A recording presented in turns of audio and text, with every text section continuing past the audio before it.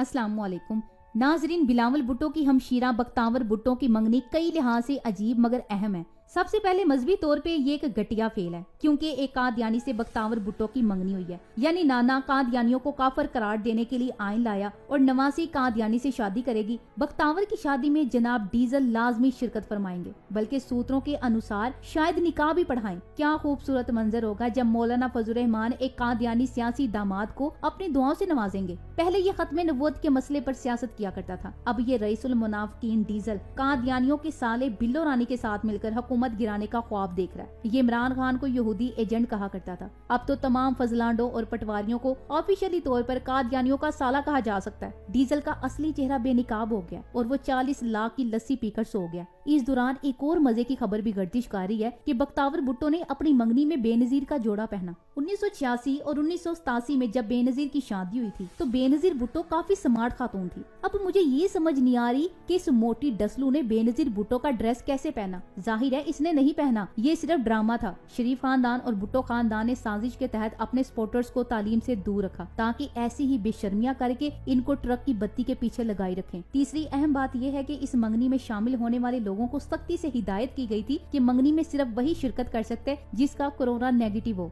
ये वो लोग कह रहे हैं जो अवाम से अपील करते हैं कि इनके जलसों में भरपूर शिरकत करें, यानी गरीब आदमी जलसों में शिरकत करे और कोरोना वायरस की कोई परवाह न करे। लेकिन इनकी बेटी की मंगनी में चूंकि तमाम अमीर लोग आए हैं, लिहाजा यहाँ कोरोना नेगेटिव होना जरूरी है। ये लोगों की मुनाफिकत की सबसे बड़ी मिसाल है कि एक तरफ ये कहते हैं कि वफाकी हुकूमत झूठ बोल रही है और कोरोना है ही नहीं, तो दूसरी तरफ ये लोग अपने आप को कोरोना से बचाव का पूरा बंदोबस्त कर रहे हैं। यानी इनकी नजर में अवाम की कोई अहमियत नहीं। इस मंगनी में सबसे अहम चीज जो सामने आई वो इस मंगनी पे बेतहाशा खर्चा है। अरबों रुपए इस मंगनी पे खर्च किए गए। अय्याशी का अंदाजा इस बात से लगाएं कि शराब के पूरे स्टॉल लगे थे जिनमें हर किस्म की शराब मौजूद थी। एक तरफ से इनकी आवाम बुनियादी सहूलियात से भी महरूम है, तो दूसरी तरफ करोड़ों रुपए की शराब व शबाब चल रही है। इन लोगों के नजदीक अवाम की कदरों मंजिलत जमीन पे चलने वाले कीड़े मकोड़ों जैसी है।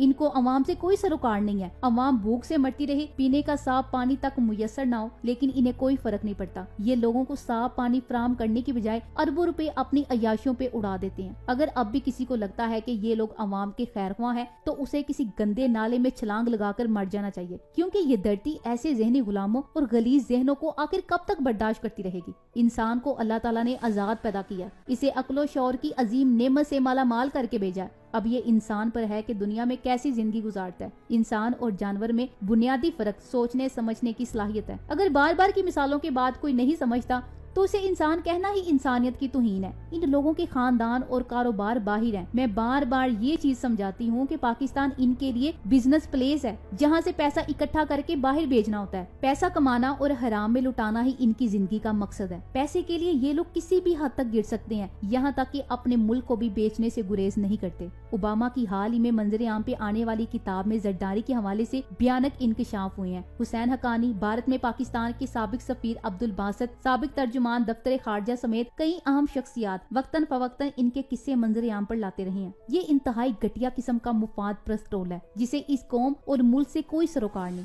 इस वक्त सिंध की अवाम गुर्बत की चक्की में पिस रही है। लोग भूख की वजह से खुदकुशियां कर रहे हैं, लेकिन इनकी अयाशी देखकर ऐसा लगता है कि सब नॉर्मल है, या फिर ये समझते हैं कि सिंध की अवाम के मुकद्दर में ही जलालत लिखी हुई है। इस वक्त सुबह सिंध में इंसानी हुकूक की खिलाफवर्जी और बुनियादी सहूलियात का फुकदान उरूज पर है। वडेरा शाही और पुलिस के जरिए रियासती जबर की कई मिसालें मौजूद हैं। हक सच की आवाज बुलंद करने वाले सहाफियों पे अरसा हयात तंग कर दिया जाता है। बाजुकात इनको बेनामी की मौत मार दिया जाता है। वडेरा शाही का असेब पूरे शबाब के साथ सिंधी कौम पे मुसल्लत है। इदारों में करप्शन और अकरबा परवरी ने इंतजामी गिरफ्त बहुत ही ज्यादा कमजोर करके रख दी है। अस्पतालों में अवाम के लिए कोई सहूलियात नहीं, पीने के साफ पानी की अदम दस्तयाबी, दीगर बुनियादी तरीन सहूलियात का फुकदान बाइसे तशवीश है। सिंध के बाशिंदे इस वक्त सिंध हुकूमत की नाअहली, बेहिसी और संगदिली के नताइज भुगतने पर मजबूर है। अवाम की अक्सरियत जिंदगी की बुनियादी सहूलियात से महरूम होने की बिना पर गुनागो मसाइल और मसाइब से दो चार हो चुकी है। हर तरफ एक मायूसी की फिजा है। ऐसे में कोरोना वायरस की मोहलिक वबा ने भी अहले सिंध की सोच, माशत और कारोबार पर हद दर्जा मनफी असरात मुरतब करने में नुमाया किरदार अदा किया। सिंध के सरकारी अस्पतालों में बागर्जे इलाज जाने वाले मरीजों को पहले भी कोई नहीं पूछता था, लेकिन कोरोना की वबा की वजह से अब सिंध के सरकारी अस्पतालों से गरीब मरीजों को मायूस अपने घरों को लौटना पड़ता है। प्राइवेट अस्पतालों में डॉक्टरों की भारी फीसों और महंगे टेस्टों की अदायगी करने की इस्तात न रखने की वजह से अमराज कल्ब, जिगर, गुर्दा और दूसरी बीमारियों में मुब्तला मरीज बेहद तकलीफ के साथ अपनी जिंदगी गुजारने पर मजबूर हो गए हैं। कोरोना वायरस की वबा की वजह से हुकूमत सिंध और विफाकी हुकूमत की बेसिमत पॉलिसियों ने अमराज खून में मुब्तला बच्चों की जिंदगी को भी शदीद खतरे से दो चार कर दिया। बड़ी तादाद में बर वक्त ब्लड ट्रांसफ्यूजन न होने की वजह से मासूम बच्चे और बच्चियां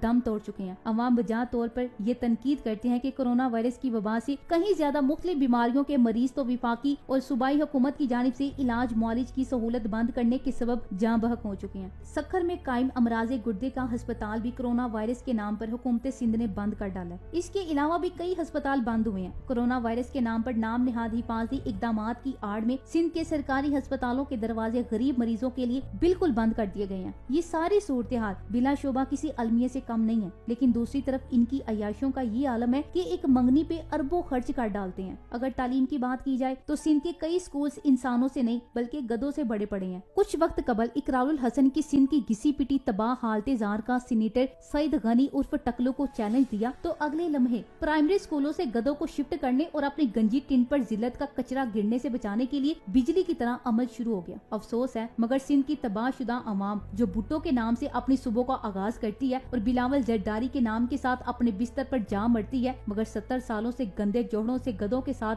पानी पीती है, छप्पड़ नुमा आलीशान महलों में फकीरी की जिंदगी गुजारने पर मजबूर है। करोड़ों बार मीडिया पर सिंधी अवाम की खस्ता हाली का जिक्र हुआ। इंसाफ, सेहत, तालीम, हुकूक ना मिलने की आवाज हर प्लेटफॉर्म से उठाई गई, मगर अमल कभी नहीं हुआ क्योंकि सिंध हुकूमत को इन लोगों की जरा बराबर परवाह नहीं है। जब इकरारुल हसन के चैलेंज के बाद सईद गनी को लगा कि अब पुंगी बजने वाली है तो फौरन स्कूल में दाखिल गधों को माइग्रेट करना शुरू कर दिया। अफसोस का पहलू ये कि इंसानों को इनके बुनियादी हकूक तो ना दिए गए मगर जानवरों की खूब इज्जत अफजाई की जाती रही। यहाँ ये कहना भी मुनासिब होगा अवाम को मिलने वाली तमाम सहूलियात जानवरों को इंसानों से अफजल समझ कर दी जाती रही हैं। सिंध के लोग गटर का पानी पी रहे हैं, समझ में नहीं आता कि ये जिंदा किस तरह है। ये अल्फाज किसी आम फर्द के नहीं बल्कि सुप्रीम कोर्ट के हुक्म पर सिंध हाई कोर्ट के जज साहब की जेरे सदारत कायम अदालती कमीशन के हैं जो साल कबल बनाया गया था। कमीशन के सरबराह जस्टिस मोहम्मद इकबाल कलूड़ो थे जिन्होंने ये अल्फाज सिंध के कुछ शहरों लड़काना, जैकबाद, शिकारपुर, सखर, हैदराबाद, कोटरी और कराची के दौरे में इन शहरों के पीने के पानी और गंदे पानी की निकासी का निजाम देखने के बाद कहे थे। मुअज़्ज़िज़ अदलिया के ये अल्फाज इनके लिए ताजियाना से कम नहीं है जो अपनी नस्लों को गटरों का पानी पिलाने के बाद भी इसके जिम्मेदार अरबाबे इख्तियार, करप्ट ब्यूरोक्रेसी और करप्ट सियासतदानों के हामी दानश्वरों के इस्तकबाल में नाचते गाते हुए मसरूफ रहते हैं। 80 लाख हेपेटाइटिस के मरीजों वाला बीमार सिंध बजाय अदालती कमीशन के ऐसी रिपोर्ट अमेरिका और यूरोप तो ठहरे एक तरफ, अगर दुबई और शारजा जैसी रियासतों में भी आती तो एक नो का तूफान बर्पा हो जाता, स्पेशल ट्रिब्यूनल कायम होता और मुतल्लिका जिम्मेदारान इस जुर्म की पादाश में लटकाए जा चुके होते। 100 या 1000 नहीं बल्कि करोड़ों अफराद को स्लो पॉइजन के तरीके से जहर देने के इस अमल पर आम अफराद का एहतजाज भी काबिल दीद होता। लेकिन ये बदनसीब सिंध है जो तारीख के बदतरीन हुक्मरान के हाथों में कुछ इस तरह से यरगमाल बना हुआ है कि गटर का पानी पीने पर मजबूर है, मगर फिर भी नारे इन्हीं के लगा रहे हैं। जहाँ हुक्मरानों के हाथ शराब के दौर चलते हो वो आम अवाम को पीने के लिए साफ पानी भी मुयसर नहीं है। इन लोगों को जानबूझकर जाहिल रखा गया। जब भी कोई मसला आता है तो सिंध हुकूमत लसानियत की बुनियाद पर सिंधी और उर्दू स्पीकिंग वालों के दरमियान जंग छेड़ देती है। यूं तवज्जो उस जानिब हो जाती है। सिंधी कौम और कौमियत के नाम पर हासिल करने वाली जमीनों पर खुद काबिज है और अवाम आज तक हारी किसान और तालीम से दूर आकर